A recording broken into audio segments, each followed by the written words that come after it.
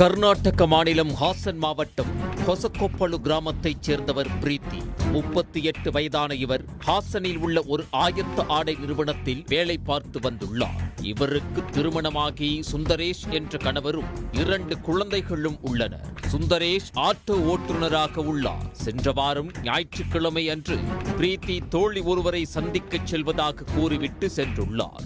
ஆனால் அதன் பிறகு அவர் திரும்பி வரவே இல்லை. அவரது செல்போனுக்கு தொடர்பு கொண்டபோது மண்டியா மாவட்டத்தைச் சேர்ந்த புனித் என்ற இளைஞர் எடுத்து பேசியுள்ளார். பிரீத்தி தனது காரை வாடகைக்கு எடுத்துச் சென்றதாகவும் காரிலேயே அவருடைய செல்போனை தவறவிட்டுவிட்டு பஸ் ஏறி சென்று விட்டதாக புனித் கூறியுள்ளார். இது சுந்தரேஷுக்கு சந்தேகத்தை ஏற்படுத்தியுள்ளது. உடனே காவல் நிலையத்தில் புகார் கொடுத்துள்ளார்.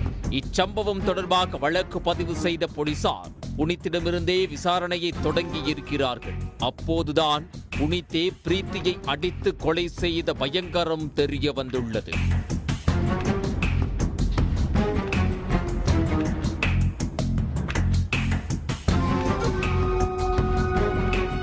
பிரீத்தி அடிக்கடி ஃபேஸ்புக் மற்றும் இன்ஸ்டாகிராமில் நேரத்தை செலவிடுவதை வழக்கமாக கொண்டுள்ளார்.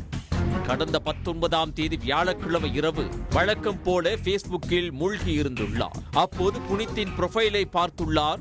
26 வயதான புனித் ஒரு கார் டிரைவர். அவருக்கு இன்னும் திருமணமாகவில்லை. சிரித்தபடியே இருந்த புனித்தின் புரோஃபைல் போட்டோவை பார்த்த பிரீத்தி ஃப்ரெண்ட் ரிக்வெஸ்ட் கொடுத்ததும் உடனே அக்செப்ட் செய்திருக்கிறார் புனித். இருவரும் விடிய விடிய சாட் செய்திருக்கிறார்கள். அடுத்த நாள் செல்போனில் உரையாடி உள்ளனர். 3 நாட்கள் பழக்கத்திலேயே இருவரும் பல வருடம் பழகியது போல நெருக்கத்தை உணர்ந்திருக்கிறார்கள். இந்த உறவை அடுத்த கட்டத்துக்கு எடுத்துச் செல்ல நினைத்த பிரீத்தி புனித்தை சந்திக்க நேரில் வர சொல்லி உள்ளார். ஞாயிற்றுக்கிழமையன்று காரை எடுத்துக்கொண்டு ஹாசனுக்கு வந்த புனித் பிரீத்தியை பிக்கப் செய்துள்ளார். மைசூருவுக்கு சென்ற இருவரும் சுற்றுலா தலங்களை பார்த்துவிட்டு மண்டியாவில் உள்ள ஒரு விடுதியில் அறையெடுத்து தங்கியிருக்கிறார்கள். இருவரும் தனிமையில் இருந்துள்ளனர். மீண்டும் தனிமையில் இருக்க பிரீத்தி புனித்தை அழைத்துள்ளார். ஆனால் அதற்கு புனித் மறுப்பு தெரிவித்துள்ளார். இங்கிருந்தே இருவருக்கும் உரசல் ஆரம்பித்துள்ளது.